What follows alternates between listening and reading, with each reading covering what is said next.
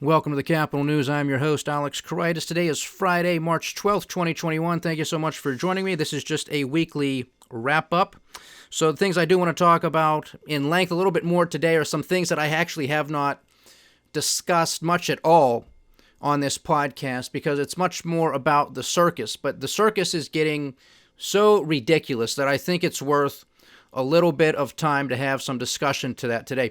And a couple of those topics or what's going on with Dr. Seuss, with these books that are no longer going to be published, and how Dr. Seuss is a racist, and blah, blah, blah, blah, blah.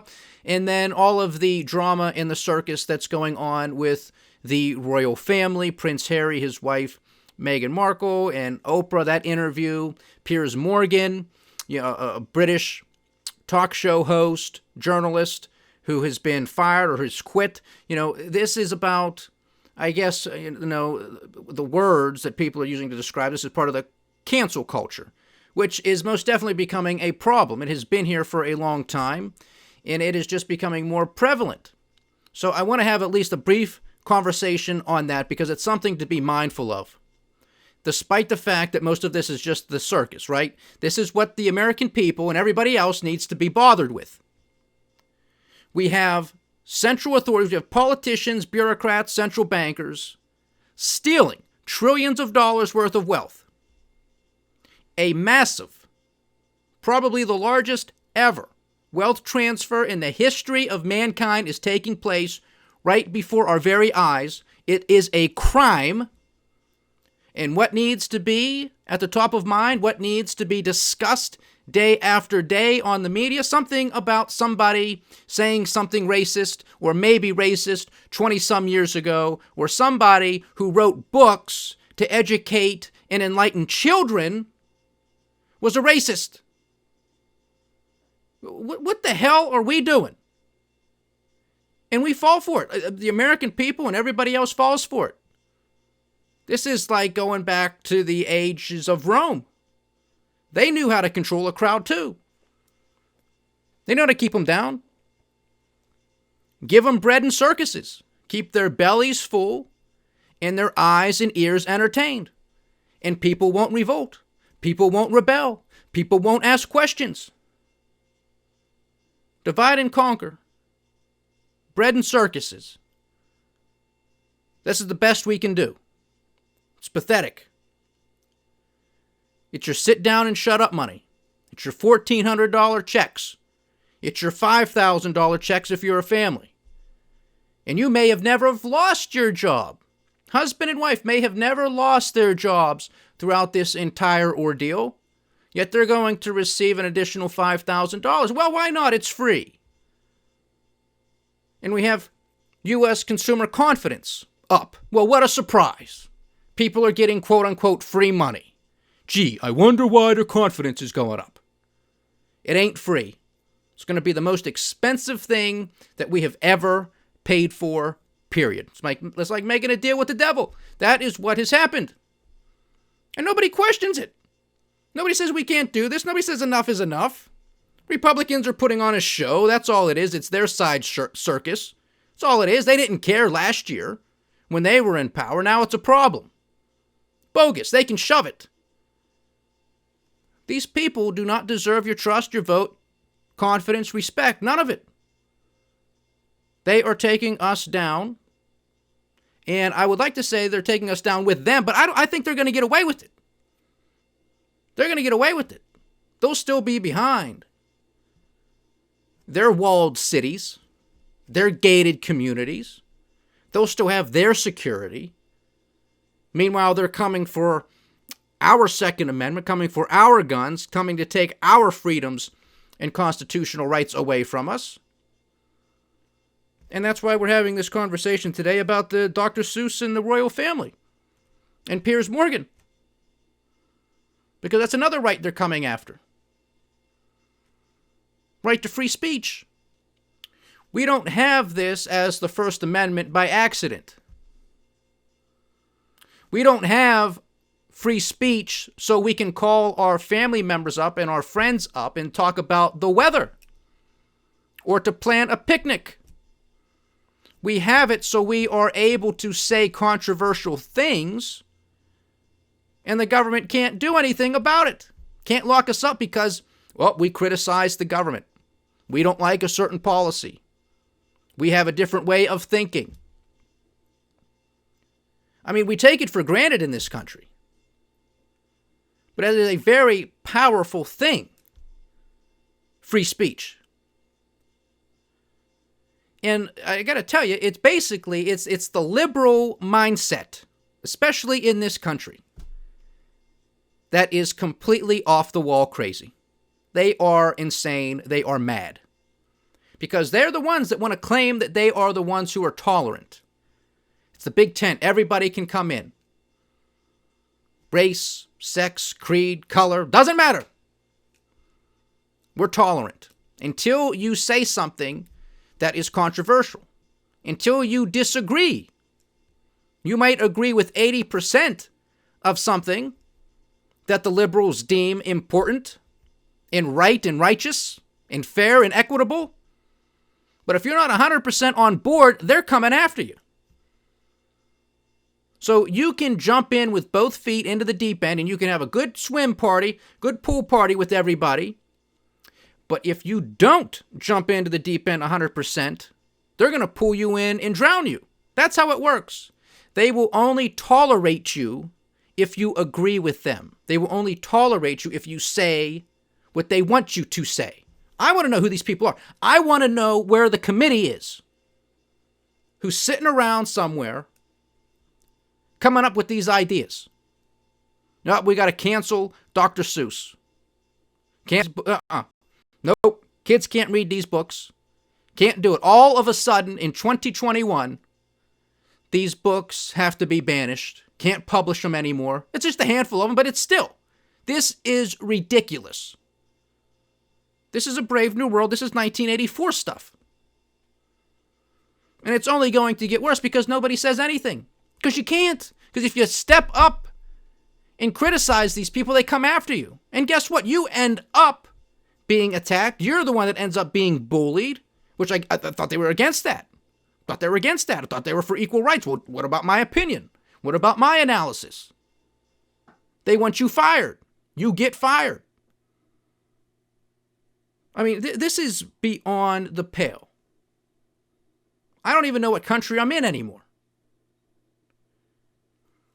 It is only going to get worse. But let's stick with this royal family thing. And Piers Morgan. Some of you may know Piers Morgan, some of you may not. That's perfectly fine. I'm not somebody who follows him closely. I'm familiar with who he is. A judge on some talent shows and obviously a journalist over in Britain. And somebody who's outspoken and opinionated. And that's why he is on these programs. Because people know him. Some people may love him. Some people may hate him. Hey, you know what you're getting. It's like anybody else. It's like Donald Trump. Some people love him. Some people hate him. But you know what you're getting. And so you have this interview with Prince Harry and his wife Meghan by Oprah Winfrey. And there are some bombshells that come out. As of course, as I want to hype it up. Interracial couple. Supposedly, somebody within the royal family is questioning, well, what might be the color of the baby when she is born? Obviously, that is extremely racist. That is what the liberals want to have you believe, that there couldn't be curiosity, that it couldn't be. What's the context of it? Did it actually happen? Who said it? Because Prince Harry says that happened, but he doesn't want to name drop anybody. And you have Piers Morgan making the argument, well, now that sort of implicates everybody. That everybody within the royal family is a racist. Now, I believe they have sued the Queen and her husband, Prince Philip, who's like 99 years old, in hospital. He's been there for 3 or 4 weeks. And the Queen's like 94 years old. I mean, to me, this interview was completely self-serving. I happen to agree with Piers Morgan on most of his analysis with it.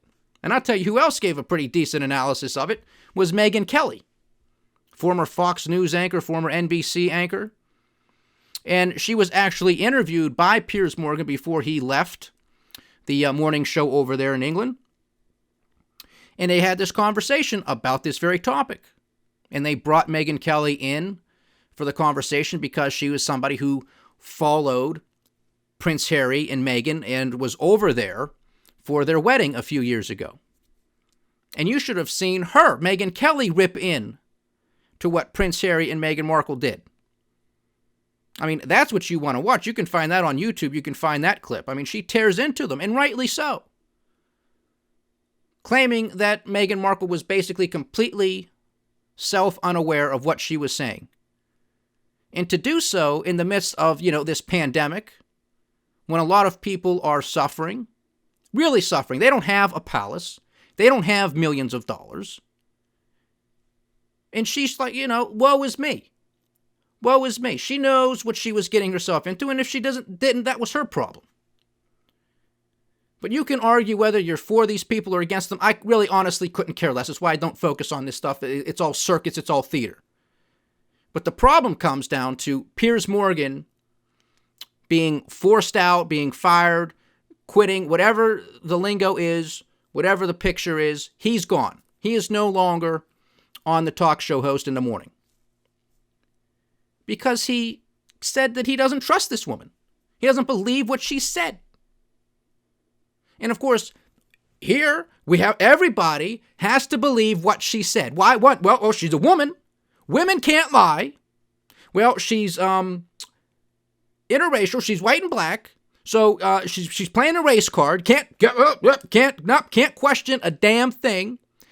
And she had some mental health issues, and supposedly she claims she was contemplating suicide. She is checking all of the boxes. She is putting up one piece of armor after the next. Can't touch her. Can't question a damn thing. Barack Obama, I don't like his policy. You're a racist. How dare you? You're showing your soul. No, I just don't agree with higher taxes, and I don't think that Obama, you're a racist. This is how crazy people are.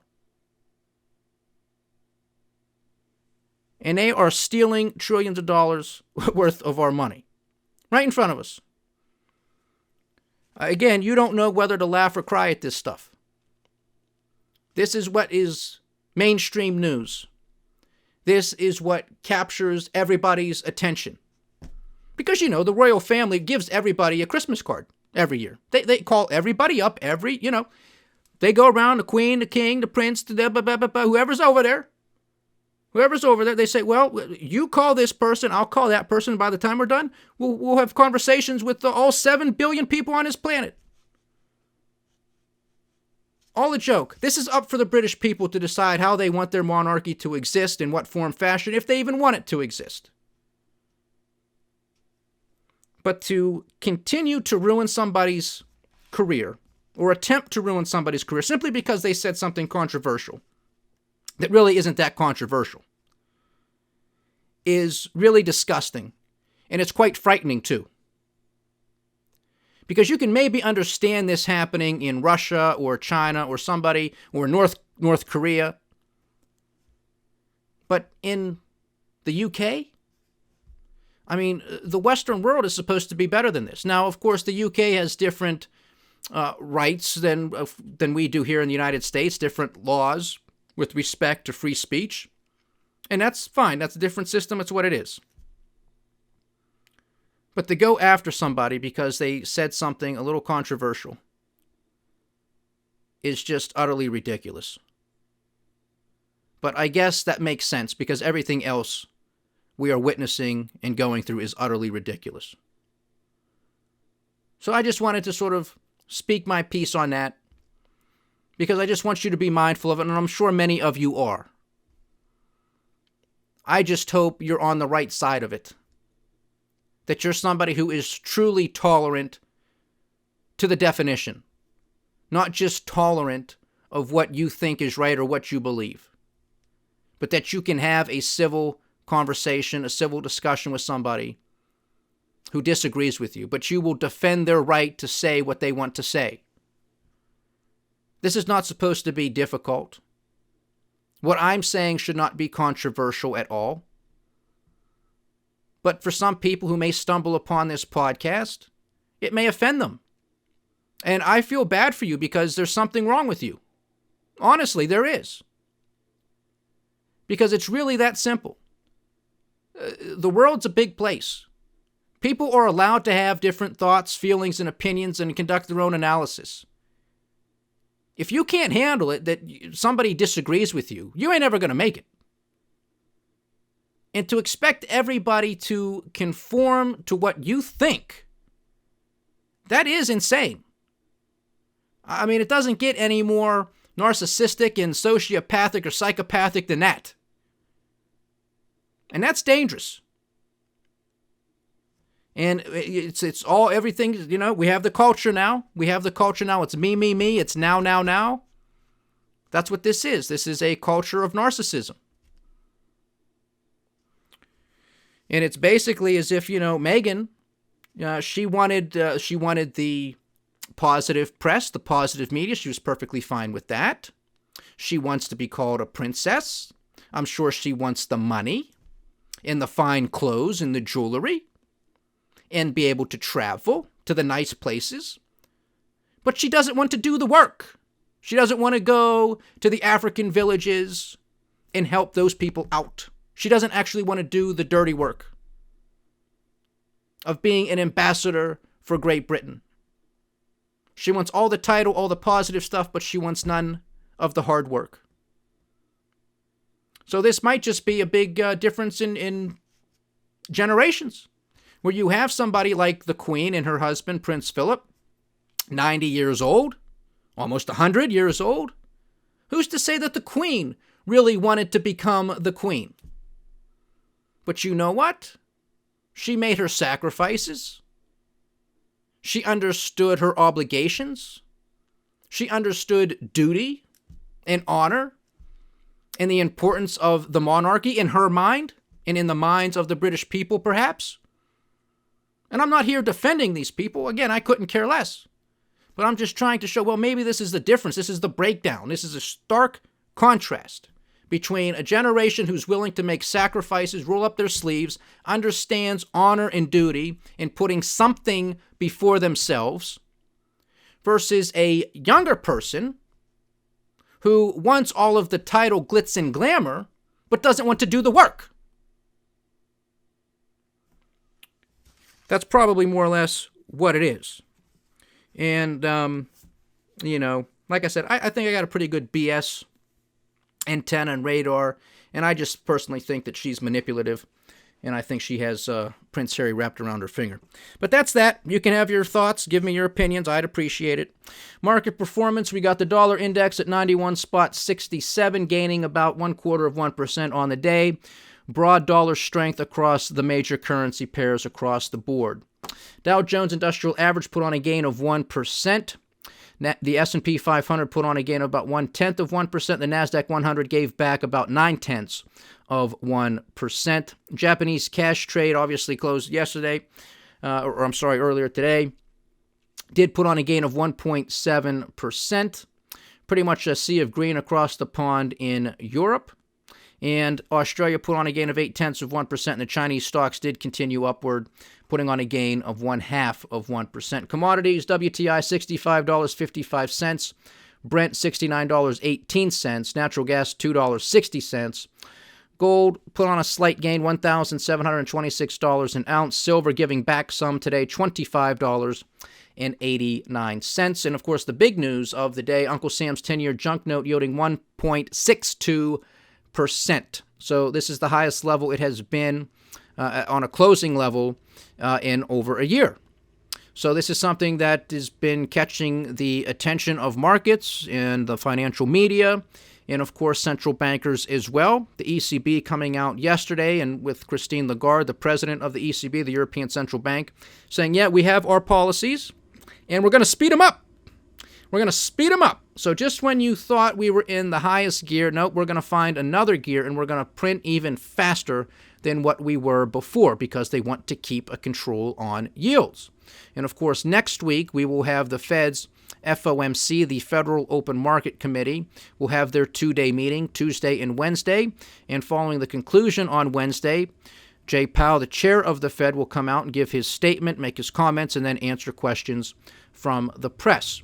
Now, next week is likely going to be quite volatile, and just, again, further proof that we do not live in a free market capitalistic system. Not in this country, not anywhere, because the entire global economy and global markets are going to be waiting until Wednesday at 2:30 p.m. to hear what this idiot has to utter out of his stupid face. One person. Yesterday, that was the warm-up. That was the warm-up act, Christine Lagarde. The big kahuna is the Federal Reserve. That's who you really got to pay attention to. And who knows what's going to come out of his mouth about, well, we don't care about inflation. There is no inflation. We can control inflation. We can do Operation Twist. We can do yield curve control. There's nothing to see here, folks. The 10-year yield going up is a good thing. That means there's growth, so we're not concerned about who knows what they're going to say, but it's all a narrative. It's all a con job. It's all about money printing. It's all about throwing liquidity into the system, period, end. Nothing else to it. Nothing else to it. Everything else is circus and distraction. Everything else is sit down and shut up money. Everything else is bread and circus. I have the graphs. I have the charts. Capital Economics, Monetary Measures, Parts 1 and 2. Look it up. thecapitalnews.com and our YouTube channel. That's all it is. And quite honestly, that's what we discussed and described in our book, The Cynic's Guide to Investing, that was published in 2015. It's all about the Fed. It's all about central banks. It's all about liquidity injections. It's breaking down. It has to. Market forces have to count for something. Mathematics has to count for something. Finance and economics has to matter. Has to count for something. The reality of the underlying economy here in the United States and around the globe has to matter. This is smoke and mirrors. It has been smoke and mirrors on steroids for the past decade, since they have instituted quantitative easing, which was supposed to be transitory. It was supposed to be temporary. This thing now is 12, 13 years old. It's going through puberty. Hey, honey, we're just going to have this thing for a little while. Now it's a teenager. Yeah, that's just a little while. And there's no end in sight. The idiots just passed the $1.9 trillion piece of garbage. That's coming. That's your sit down and shut up money. That's to pay off the states, the localities. That's for Nancy Pelosi to send $650 million back to her home district in San Francisco, which that city is a disgrace, like so many other major cities across this country. Many of them led by Democrats and liberals. But you're not supposed to talk about that. You're supposed to talk about Dr. Seuss and somebody who felt like they were targeted because they're part black and they're concerned what color their baby's going to be. And I had some mental health issues. And you can't question anything because as soon as you check those boxes, that's it. That's it. Now, it would be interesting. It would be an interesting experiment to see if you had some white heterosexual male check those same boxes. I wonder what the liberals might do to him. If they would believe that person or not. Just like the craziness you have with Governor Andrew Cuomo and all of the women coming out and accusing him of sexual harassment. Where were all of the Democrats who were slamming Justice Kavanaugh before he became a justice on the Supreme Court? He was lying, and all of the women who came out and accused him couldn't question them. Can't question a woman. Women cannot lie. Can't do it. Women are incapable of lying. You have to believe them. But now you have Andrew Cuomo, who's supposedly a big Democrat. Well, he's not resigning. He doesn't want to resign. Can't do it. Other Democrats who were attacking Justice Kavanaugh before getting the facts of the case don't want to touch Andrew Cuomo. Maybe they're starting to now, but before they didn't want to touch him. I don't understand how people can vote for these people. I don't understand it. I don't understand how you can take them seriously. I don't understand how you can respect them. And this could be some sort of distraction in and of itself because of how poorly Cuomo handled the COVID-19 situation with respect to the nursing home people, patients, and residents. No, just pay attention. Bread and circus, Dr. Seuss, royal family, blah, blah, blah, blah, blah. Pay no attention to the manipulation. Pay no attention to all the other criminality. Just talk about fairness and everything's equitable. And I live in a castle, and it's hard. It's hard for me to live in a castle. People are starving to death, and just look at me. I'm a princess, and they want to take my title away. That's breaking news. Oh, whoa. There's too many crazy people on this planet. There ain't enough drugs to solve this problem. I don't know what the solution is to craziness. I really don't. But too many genes of crazy are being passed from one generation to the next. Something's got to be done. If you have a solution, let me know. Write me an email, post it somewhere, and I will gladly share it with the audience. Rub your two brain cells together out there, people. Do us all a favor and figure out how we can solve crazy. Because if we can't, it's only going to get worse. And you want to talk about crazy. Talk about other stuff that the mainstream media doesn't want to talk about or follow, and it's a lot of the geopolitical tensions that are just everywhere. They are everywhere. Are you paying attention to what's going on in several African nations? With war, civil wars, little conflicts going on, protests, riots, South America, the Middle East, what's going on there? You got Israel, going after Iran again. Oil tankers on target once again. They're using the same playbook. We saw this same junk last year. They're doing it again. We could end up in another conflict, another war before we know it. Nobody wants to pay attention to it. Nobody wants to talk about the protests. It's all gaining momentum. It's the same thing. And that's why I was bringing up the Dr. Seuss in this royal family Piers Morgan fiasco. Because all of this stuff is picking up steam. It's picking up momentum. It's snowballing out of control. That's why you got to be paying attention. Have some fun this weekend, ladies and gentlemen. You'll catch me back here next week. Stay diversified, stay vigilant, and stay with the Capital News. I'm Alex Koritis. Godspeed.